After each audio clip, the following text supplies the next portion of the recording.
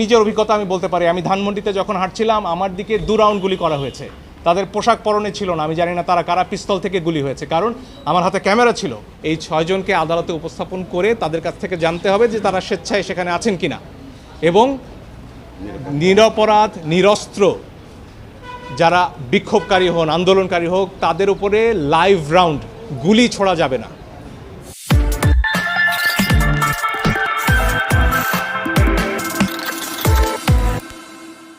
গণমাধ্যম, সেটা হোক বিবিসি কিংবা আল জাজিরা বা আরও কোনো চ্যানেল, দেখেছেন কিভাবে আমাদের সন্তানদের উপর গুলি চলেছে। আল জাজিরার একটা ছবি, সেনাবাহিনীর সদস্যরা অটোমেটিক রাইফেল নিয়ে শুয়ে পড়লেন লাইন দিয়ে, তাদের 20 গজ দূরে নিরস্ত্র সাধারণ মানুষ, আমরা, আমার দেশের জনগণ, তাদের দিকে সেমি অটোমেটিক রাইফেল থেকে গুলি চলল। এর দৃশ্য দেখার পরে আসলে বাসায় বসে থাকার কারো কোনো সুযোগ নেই। আমাদের যার যার অবস্থান থেকে প্রতিবাদ করতে হবে, এবং একজন আইনজীবী হিসেবে সেই কাজটি করার জন্য আজকে আমরা আদালতে এসেছি। আমরা আদালতে বলেছি নিরস্ত্র প্রতিবাদকারীদের উপরে গুলি চলতে পারে না, যেটিকে ইংরেজিতে লাইভ রাউন্ড বলা হয়, সেটি করার কোনো সুযোগ নেই। আর অনেক ভিডিও আপনারা দেখেছেন, একটি কিশোর 4তলা একটা নির্মাণাধীন ভবন থেকে সে ঝুলে রয়েছে, তার কিচ্ছু করার উপায় নেই, ওই অবস্থায় তার ওপর গুলি চলেছে অনেকবার।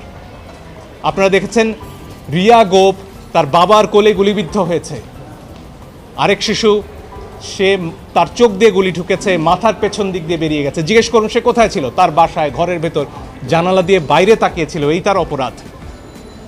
এই জন্য আমরা স্পষ্টভাবে বলেছি যারা আন্দোলনকারী তাদের উপরে লাইভ রাউন্ড অর্থাৎ গুলি ছোড়া চলবে না। আমার নিজের অভিজ্ঞতা আমি বলতে পারি, আমি ধানমন্ডিতে যখন হাঁটছিলাম আমার দিকে 2 রাউন্ড গুলি করা হয়েছে। তাদের পোশাক পরনে ছিল না, আমি জানি না তারা কারা পিস্তল থেকে গুলি হয়েছে, কারণ আমার হাতে ক্যামেরা ছিল।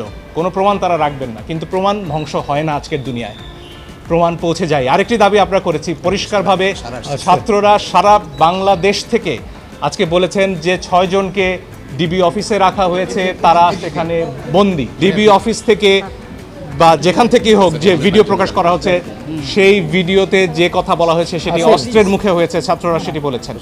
এবং এই ধরনের আন্দোলন প্রত্যাহারের দাবি ছাত্ররা মানেন না, তারা সেটি বলেছেন। আইনজীবী হিসেবে আমার কথা হচ্ছে, যখন গোয়েন্দা প্রধান বলেন যে নিরাপত্তার প্রয়োজনে তাদেরকে তিনি নিয়ে এসেছেন এবং সেখানে তাদের খাওয়া দাওয়া করার ছবিও প্রচার করা হয়, তখন আমার কথা হচ্ছে হাসপাতাল থেকে একজন মানুষকে, একজন নাগরিককে কিভাবে তুলে নেওয়া হয়, কোন আইনে? আদালতে আমরা এই প্রশ্ন করেছি। আপনারা নাইমের ক্ষতবিক্ষত শরীর দেখেছেন, তার গায়ে পিটিয়ে কি অবস্থা করা হয়েছে পত্রিকায় এসেছে। আমি জানি অনেক ইলেকট্রনিক গণমাধ্যম দেখাতে পারেননি সেটি, কিন্তু পত্রিকায় এসে ছবি আমরা দেখেছি। সেই নাহিদকে যখন নিয়ে যাওয়া হয় তখন এটা বিশ্বাস করার কোনো কারণ নেই যে তাকে সেখানে আপ্যায়ন করার জন্য নেওয়া হয়েছে। ফলে আমরা আদালতে বলেছি এই 6 জনকে অবশ্যই আদালতের সামনে আনতে হবে এবং তাদের কাছ থেকে জানতে হবে যে তাদেরকে কি আটকে রাখা হয়েছে নাকি তারা স্বেচ্ছায় ডিবি অফিসে বেড়াতে গেছেন। এই প্রশ্নের উত্তর আমরা সবাই চাই। এই 6 জনকে আদালতে উপস্থাপন করে তাদের কাছ থেকে জানতে হবে যে তারা স্বেচ্ছায় সেখানে আছেন কিনা। নিরপরাধ নিরস্ত্র যারা বিক্ষোভকারী হন, আন্দোলনকারী হোক, তাদের উপরে লাইভ রাউন্ড গুলি ছোড়া যাবে না। অ্যাসল্ট রাইফেল দিয়ে ট্রিগার চেপে বসে থাকা যাবে না।